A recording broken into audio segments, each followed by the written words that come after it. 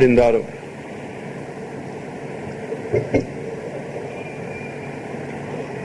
سب سے پیشتر ہمارے آقا نامدار امام زمان مالک دو جہان نور خداوند برحق نور مولانا شاہ کریم الحسین حاضر امام کے مبارک نام پہ صلوات پڑھیے۔ اللہم صلی علی محمد و آل محمد۔ دینداروں، سرکار مولانا حاضر امام شاہ کریم الحسینی صلوات اللہ علیہ نے گزشتہ سال مارچ کے مہینے میں افریقہ کا دورہ فرمایا تھا۔ اس موقع پہ مولانا حاضر امام نے دارالسلام تنزانیہ میں جو فرمان مبارک فرمایا تھا، اس کے ایک حصے کے ساتھ میں اپنے وعظ کا آغاز کرنا چاہتا ہوں۔ صلوات پڑھیے۔ اللہم صلی علی محمد و آل محمد۔ ہمارے پیارے روحانی بچوں، اس ملاقات کے موقع پر 20ویں صدی کے اختتام پر ہم اپنے مریدوں کو زندگی کے بعض اہم پہلوؤں کے بارے میں تاکید فرمانا چاہتے ہیں۔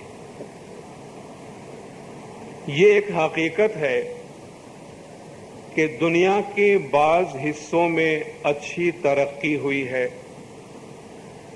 جماعت کو بہتر صحت اور بہتر تعلیم حاصل ہے،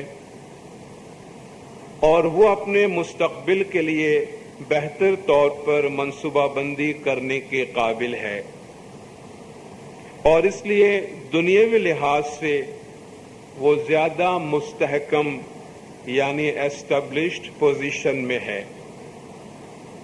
لیکن ہم آپ کو تاکید فرماتے ہیں کہ آپ یہ نہ سوچیں کہ صرف آپ کے ارد گرد کی مادی دنیا ہی ہے جس پر آپ اپنی توجہ، خیالات اور اپنا وقت صرف کریں۔ کبھی نہ بھولیں کہ انسان خواہ وہ اپنی جسمانی زندگی میں کہیں بھی رہتا ہو، اس کا صرف ایک حصہ ہے جو ہمیشہ رہنے والا ہے، وہ اس کی روح ہے۔ وہ جسمانی لحاظ سے ہمیشہ رہنے والا نہیں ہے۔ ہمارا طریقہ اور اسلام مادی زندگی گزارنے کے طریقے کے بارے میں واضح رہنمائی فراہم کرتا ہے۔ کیا اچھا ہے، کیا اچھا نہیں ہے۔ سماجی رویے یعنی سوشل بیہیویئر کی کیا اخلاقیات یعنی ایتھکس ہیں، اور کن اصولوں کے تحت آپ کو زندگی گزارنی چاہیے۔ اور آج ہم اپنے روحانی بچوں کو تاکید فرماتے ہیں کہ بھٹک نہ جائیں، صراط مستقیم سے بھٹک نہ جائیں، اس سیدھے راستے پر مستحکم رہیں۔ آپ اس سیدھے راستے کا تصور اور سمجھ ہر روز اپنے دلوں میں قائم رکھیں۔ اس سیدھے راستے کے اصولوں کے تحت زندگی گزارنے کی کوشش کریں۔ اگرچہ آپ 20ویں صدی کے اختتام پر زندگی گزار رہے ہیں، لیکن وہ سیدھا راستہ کسی بھی طرح مختلف نہیں ہے۔ اخلاقیات کے تصور اور اصولات اور صحیح رویے وہی ہیں، ان میں کوئی تبدیلی نہیں ہوئی ہے۔ ان کا تعلق ہمارے دین کی اخلاقیات یعنی ایتھکس، ہمارے دین کی تشریح یعنی انٹرپریٹیشن سے ہے۔ آپ ہر طریقے سے اس راستے پر باقاعدگی رکھیں، جماعت خانے کی حاضری میں باقاعدگی رکھیں، خواہ آپ ایک ہی ملک سے ہوں یا دوسرے ملک سے۔ یا عام معاشرے میں آپ اپنے درمیان رویوں میں بھی باقاعدگی رکھیں. رویوں کے یہ اصول یعنی بیہیویئرز کے یہ پرنسپلز بہت مضبوط ہیں اور آپ دوسری سرگرمیوں کی وجہ سے بھٹک نہ جائیں. اس لیے باقاعدگی رکھیں. ہر وقت اپنے دلوں میں دین کے اصولوں کو باقاعدگی رکھیں. یہ ہماری جماعت کے لیے نہایت ضروری ہے. یہ ہمارے لیے نہایت ہی ضروری ہے. یہ اصول ایسے ہیں جو بنیادی ہیں اور ہم چاہتے ہیں کہ آپ ان اصولوں کے تحت اپنی زندگی گزاریں اور ہم آج کی نسلوں کے لیے اس کے خواہش مند ہیں اور ہم آئندہ کی نسلوں کے لیے بھی اس کی خواہش مند ہیں. یہ نہایت ہی ضروری ہے. دینداروں، مولانا حاضر امام کے جو فرامین ہوتے ہیں وہ ہم جماعتوں کے لیے ایک آئینے کی صورت میں ہوتے ہیں.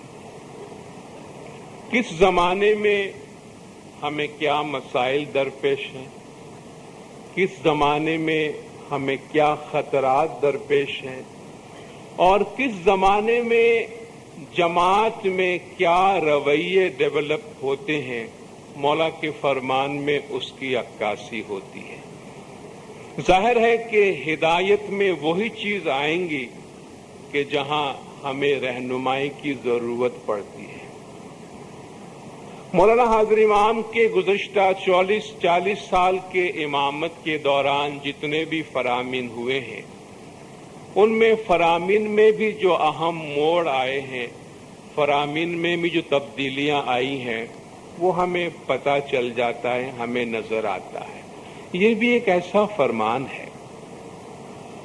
گزشتہ کئی سالوں کے فرامین کو آپ دیکھیں تو آپ محسوس کریں کہ اس فرمان میں کچھ تبدیلی ہے، اس فرمان میں کچھ وارننگ ہے جماعت کی.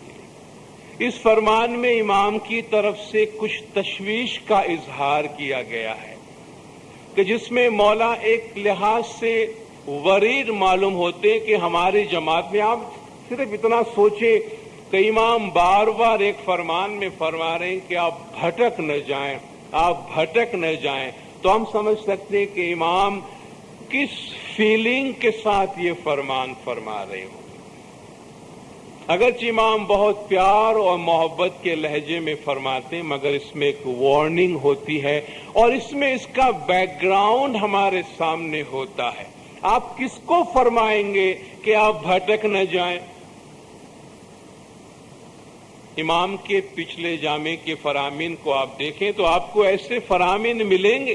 مولا ایک جماعت میں گئے ہیں اور مولا جماعت کو فرمان فرمانے کے لیے کھڑے ہوئے ہیں اور مولا نے کیا فرمایا جماعت کو؟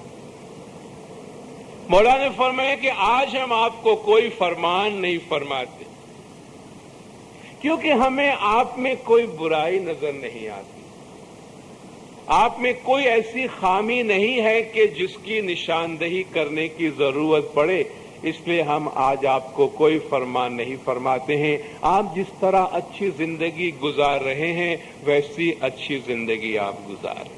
مگر جب مولا ریپیٹیڈلی جماعت کو فرماتے ہیں کہ زمانے کے بدلنے سے ایتھکس کے پرنسپلز نہیں بدلتے، زمانے کے بدلنے سے آپ یہ نہ سمجھے کہ 100 سال پہلے اگر ایک سچ تھا تو آج وہ سچ جھوٹ بن سکتا ہے، ایسا نہیں ہوتا. تو جب مولا فرماتے ہیں کہ بھٹک نہ جائیں اس میں بڑی وارننگ ہے. جب مولا فرماتے ہیں صراط مستقیم پر قائم رہے، صراط مستقیم پہ چلنے کے اصولوں کو نہ چھوڑے، تو ہمیں بہت زیادہ اپنے ذات پہ سوچنے کی ضرورت ہے کہ مولا کو یہ فرمانے کی ضرورت کیوں پیش آئی اور ہمارے درمیان زمانے کے امام کی موجودگی میں، زندہ ہدایت کی موجودگی میں اور ہدایت کو جماعتوں تک پہنچانے والے اتنے سارے اداروں کی موجودگی میں مولا کو یہ فرمانے کی ضرورت کیوں پیش آ رہی ہے کہ آپ بھٹک نہ جائیں. खुदावंद ताला ने ये दुआ हमें सिखाई है, और अगर खुदा ने ये दुआ सिखाई है तो ये बहुत अहम है। इहदिना सिरातल मुस्तकीम, ऐ खुदाया हमें सीधे रास्ते पर कायम रहना। और अगर हमने इसे अपनी दुआओं में, अपने प्रेयर्स में हमेशा पढ़ना मुनासिब समझा है, अगर इसको हमारी रिवायत में बहुत बड़ा मकाम हासिल है, तो इसका मतलब ये है कि हमें हर कदम पे सिराते मुस्तकीम की हिदायत की जरूरत है। सिराते मुस्तकीम पे चलने के लिए कोई बहुत बड़ा फलसफा जानने की जरूरत नहीं है। सिराते मुस्तकीम सिर्फ फलसफियों के वास्ते, दानिश्वरों के वास्ते और उलमा के वास्ते, उसकी तशरीह करने के वास्ते नहीं है। सिराते मुस्तकीम सबके लिए है। एक बच्चे के लिए भी है, बुजुर्ग के लिए भी है, जवान के लिए भी है, मर्द के लिए भी है, खातून के लिए भी है। हमारे हर सांस में इसकी जरूरत है। और वो सिराते मुस्तकीम क्या है? खुदा ने फरमाया हुजूर अकरम सल्लल्लाहु अलैहि वआलैहि वसल्लम को कि इन्नका लतहदी इला सिरातिम मुस्तकीम, ए मोहम्मद आप इनको सीधे रास्ते की हिदायत करते हैं। यानी जो अपने आप को हादी से मुंसलिक कर लेता है वो सिराते मुस्तकीम पर है।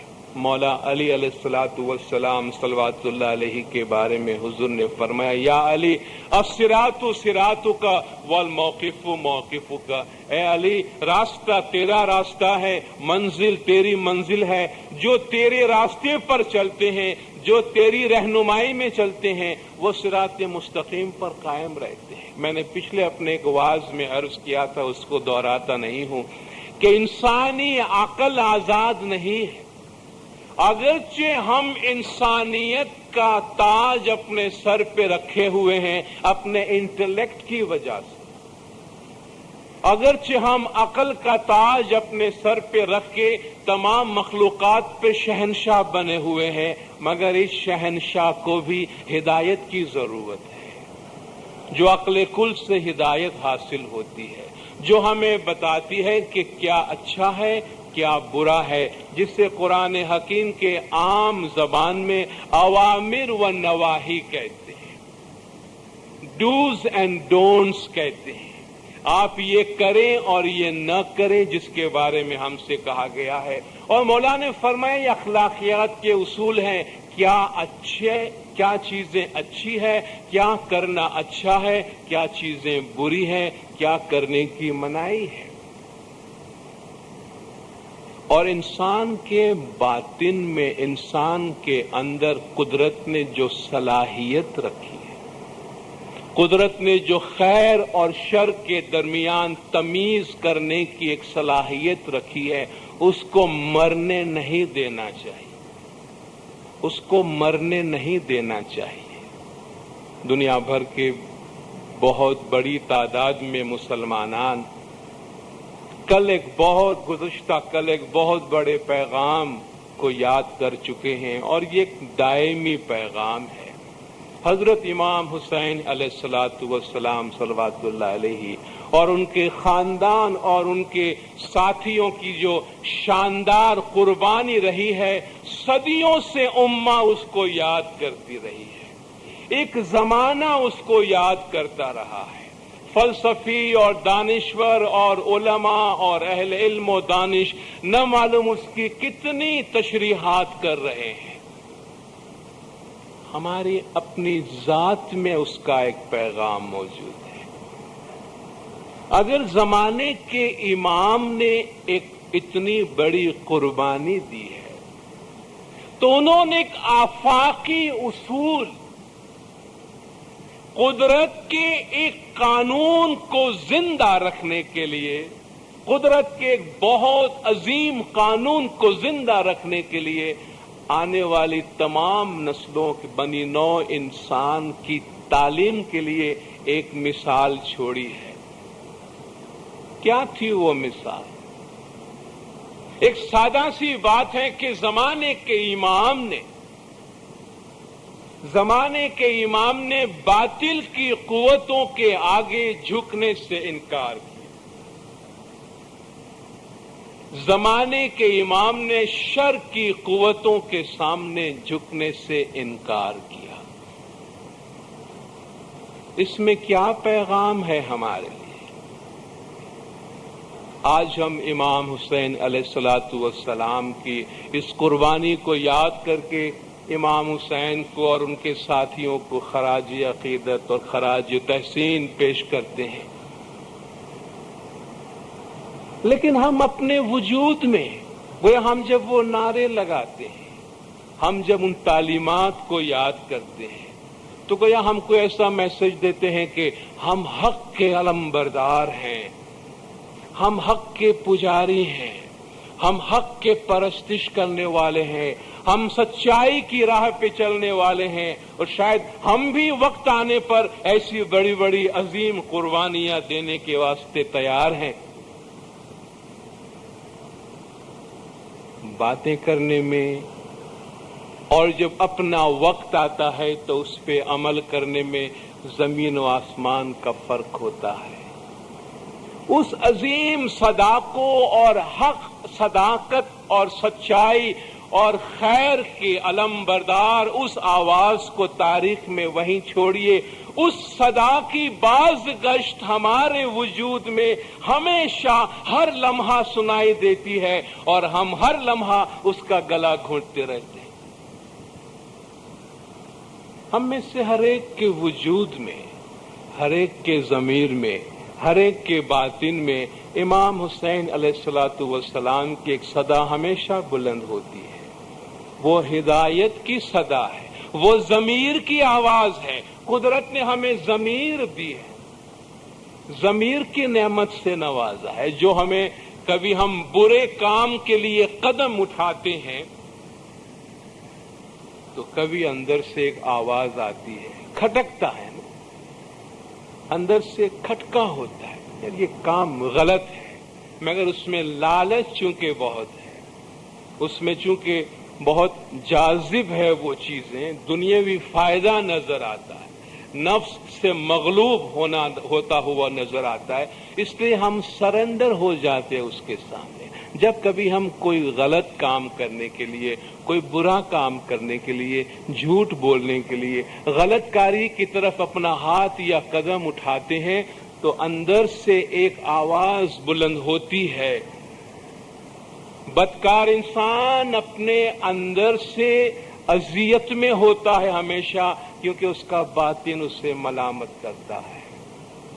تو اندر سے جب یہ آواز ابھرتی ہے کہ رک جا، مت کر یہ کام، یہ غلط ہے، ادھر مت جاؤ، ایسا مت کرو، یہ مت کہو، تو یہ آواز کون سی آواز ہے؟ کیا یہ اس آواز سے مختلف ہے جو میدان کربلا میں حضرت امام حسین علیہ الصلوۃ والسلام نے بلند کی تھی کہ یہ غلط ہے اور رک جاؤ، میں صداقت کا علمبردار ہوں؟ یہ تو ایک آفاقی پیغام ہے، وہ ایک ضمیر کی آواز ہے، مگر ہم فوراً ہی اس آواز کو خاموش کر دیتے ہیں کہ میں اس کی سننے جاؤں گا تو میرا یہ نفع رہ جائے گا. تو ہم دن میں کتنی مرتبہ حق کی اس آواز کا گلا اپنے اندر ہی گھونٹتے رہتے ہیں. ہم دن میں کتنی مرتبہ حق اور صداقت کو دباتے رہتے ہیں اپنے وجود میں، اور بظاہر ہم حق کے سپورٹ کے نعرے لگاتے ہیں، باطن میں ہم اپنے وجود میں باطل کے سپورٹرز ہوتے ہیں، حق کے نہیں ہوتے ہیں. جب ہم حق کی آواز کو دبا کر برا کام کرنے کے لیے قدم اٹھاتے ہیں، تب ہم حق کا ساتھ چھوڑ کر اور جھوٹ اور باطل کا ساتھ دیتے ہیں. تو یہ کوئی دانشوروں اور فلسفیوں کی بات نہیں ہے. ہم میں سے ہر ایک کی زندگی اور ہم میں سے ہر ایک کی ذات کے واسطے یہ پیغام ہے. زمانے کے امام نے ہم سب کے دل میں علم، حکمت اور ہدایت کی ایک شمع روشن کی ہے. ہمیں اس کا شکرانہ ادا کرنا چاہیے کہ روئے زمین پر ایک اچھا انسان بننے کے لیے اور دوسری دنیا میں بھی اپنے آخرت کے گھر کو آباد کرنے کے لیے زمانے کے امام کی طرف سے ہمیں ہدایات نصیب ہوتی ہے. مگر دینداروں، ہم جس دنیا میں رہتے ہیں، ہم جس ماحول میں رہتے ہیں، وہاں خیر اور شر دونوں چیزیں موجود ہیں. وہاں خیر اور شر دونوں چیزیں موجود ہیں، اور اسی کی ہدایت ہم کو دی گئی ہے. اور ہمیں یہ بھی دعا سکھائی گئی ہے، قُلْ أَعُوذُ بِرَبِّ الْفَلَقِ مِنْ شَرِّ مَا خَلَقَ. تمام چیزیں جو تخلیق کی گئی ہیں ان کے جو شر کا پہلو ہے، ان کی جو برائیوں کا پہلو ہے، اے خدایا ہم اس سے بچنے کے لیے تیری پناہ چاہتے ہیں. انسان کے باطن کے اندر ایک میکینزم ہے، راہ راست پہ رہنے کا کچھ میکینزم ہے، کچھ طریقہ ہے. بعض چیزیں ایسی ہیں کہ اگر اسے اپنا لیا جائے تو بھٹکنے کے چانسز بہت کم ہو جاتے ہیں. اگر کچھ بنیادی چیزوں میں خلل واقع ہو جائے تو انسان کا سارا وجود درہم برہم ہو جاتا ہے. میں ایک دو ایسی بنیادی باتوں کی طرف آپ کی توجہ مبذول کراؤں گا. معاشرہ دن بدن خراب کیوں ہوتا جا رہا ہے؟ معاشرے میں روز بروز بددیانتی کیوں بڑھتی جا رہی ہے؟ معاشرے میں روز بروز بے حیائیاں کیوں بڑھتی جا رہی ہیں؟ معاشرے میں روز بروز فاحشات کیوں بڑھتی جا رہی ہیں؟ انسان کی عقل، انسان کی سوچ، اس سوچ کو ایکٹیویٹ کرنے کے لیے، اس سوچ کو چلانے کے لیے ہمارے وجود میں کچھ چیزیں ہیں جو ایندھن کا کام دیتی ہیں، جو انرجی کا کام دیتی ہیں، جو ہمارے پورے سسٹم کو چلاتی ہے. خدا نے ہمارے لقمے کے بارے میں بڑی واضح ہدایت دی ہے. جب آپ خیر اور شر کی بات کرتے ہیں تو حرام اور حرام کی بات اس میں آتی ہے. کیا مطلب ہے اس میں؟ جب حرام اور حلال کی بات جب خدا کرتا ہے تو خدا انہیں حدود قرار دیتا ہے کہ یہ لمٹس ہیں، ان کے پاس بھی نہیں جانا. یہ تمہارے لیے خطرناک حدیں ہیں، ان حدوں کے قریب بھی نہیں. جس طرح ایک کنواں ہے تو کنویں کے واسطے آپ یہ نہیں کہتے کنویں میں گر مت جانا، کنویں کے بارے میں یہ کہتے کنویں کے پاس بھی نہیں جانا، چونکہ پاس جاؤ گے تو گرنے کا خطرہ بڑھے گا. تو قدرت نے جو حدیں بنائی ہے، جو حدود بنائی ہے، ان میں سے حلال اور حرام کا جو کانسیپٹ دیا ہے، اس میں لقمہ حلال پہ بڑا زور دیا ہے. لقمہ حلال پہ بڑا زور دیا ہے کیونکہ لقمے سے لقمان بنتا ہے. لقمے سے لقمان بنتا ہے. جس طرح سائنس کی زبان میں بھی کہتے ہیں، میڈیسن کی زبان میں بھی کہتے ہیں، you are what you eat. آپ وہ ہیں جو آپ کھاتے ہیں. میڈیکل سائنس بھی یہ کہتی کہ آپ وہ ہیں جو آپ کھاتے ہیں. اس کا ایک ظاہری پہلو ہے، اس کا ایک باطنی پہلو ہے. یعنی آپ کا وجود، جسمانی وجود ویسا بنے گا جس قسم کی غذا آپ کھاتے ہیں، اور آپ کا روحانی وجود اس طرح بنے گا کہ کس قسم کی کمائی ہوئی لقمہ آپ کھاتے ہیں. تو آپ نے ظاہری غذا کیا کھائی، اس سے آپ کا جسم بنتا ہے، اور آپ کے غذا کا باطنی پہلو کیا ہے. یعنی میں نے بہت صحت بخش غذا کھائی ہے مگر وہ حلال کی کمائی کی نہیں ہے، تو اس سے میری بدھی بھی خراب ہوگی، میری عقل خراب ہوگی، میری سوچ خراب ہوگی، میرے باطن میں اندھیرا پیدا ہوگا. اور اگر میں اپنے باطن میں اندھیرا پیدا کرتا ہوں لیکن اعمال میں روشنی دیکھنا چاہتا ہوں تو یہ تو کبھی نہیں ہو سکتا.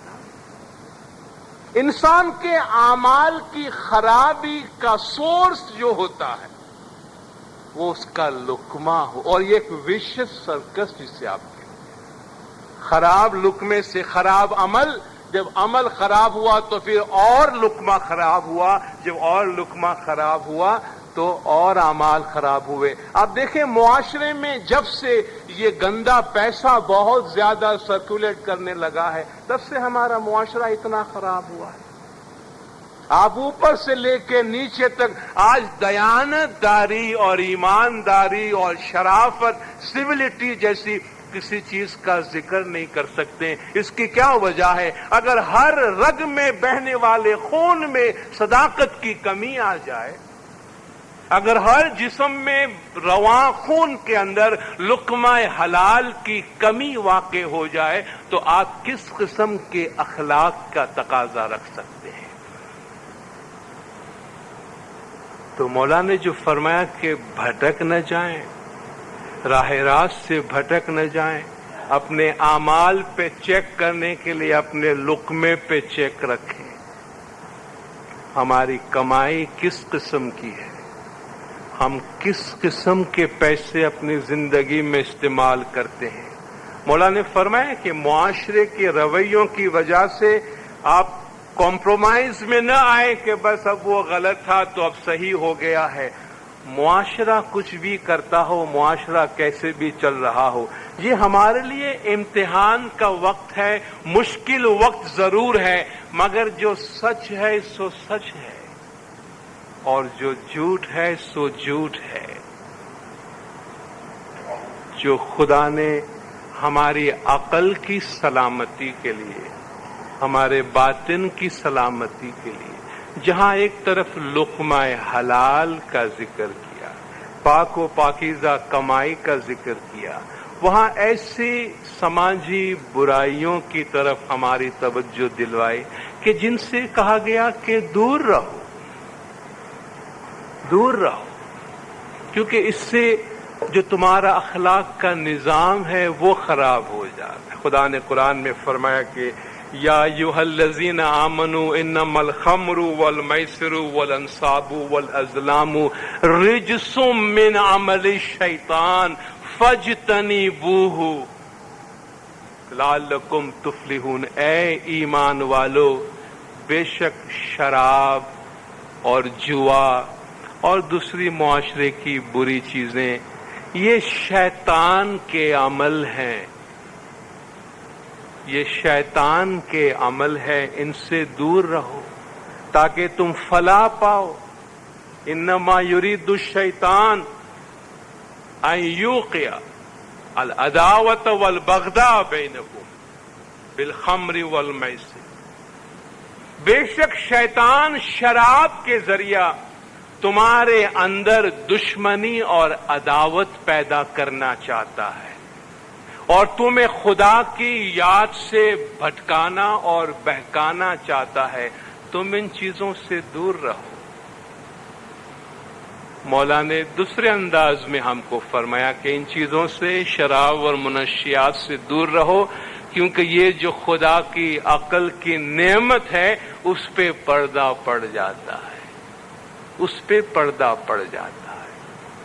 آپ دیکھ رہے ہیں راستے میں آپ کو ایسے لوگ نظر آتے ہیں، منشیات کے عادی لوگ، انسان نظر آتے ہیں مگر سرتا پاؤ حیوان ہو چکے ہوتے ہیں، سرتا پا حیوان ہو چکے ہوتے۔ کیا کون سی چیز چلی گئی ان کے وجود میں سے؟ ان منشیات نے، شراب اور منشیات نے کیا چیز لے لی ان کے وجود میں سے؟ عقل کی نعمت لے لی، اور جب انٹلیکٹ عقل نکل گئی تو جانور رہ جاتا ہے اور کچھ نہیں رہتا۔ لوگ کہتے ہیں فیملی کے اندر محبت کی بات ہے، برکت کی بات ہے، پیار محبت کی فضا کی بات ہے۔ خدا نے فرمایا ان بری لتوں کی وجہ سے، شراب اور جوئے کی وجہ سے شیطان تمہارے گھروں میں تفرقہ پیدا کروائے گا، تمہارے گھر سے برکت چلی جائے۔ تو دور رہو ان چیزوں سے۔ جب خدا ان چیزوں کی ہدایت کرتا ہے، زمانے کے امام ان چیزوں کی ہمیں ہدایت دیتا ہے، تو ہماری بھلائی کے واسطے، ہماری سالمیت، روحانی سالمیت کے واسطے، इमाम की हिदायत की भी एक लिमिट होती है और मैं समझता हूं इस किस्म के फरामीन एक लिमिट है, क्योंकि इसके बाद तो गुस्सा ही हो सकता है, इसके बाद तो नाराजगी हो सकती है और मौला की जो रहमत है, मौला की जो शफकत है, शायद इससे ज्यादा सख्त अल्फाज मौला की शफकत में जमात के सामने उसकी गुंजाइश नहीं निकलती होगी, शायद प्राइवेट में निकलती होगी।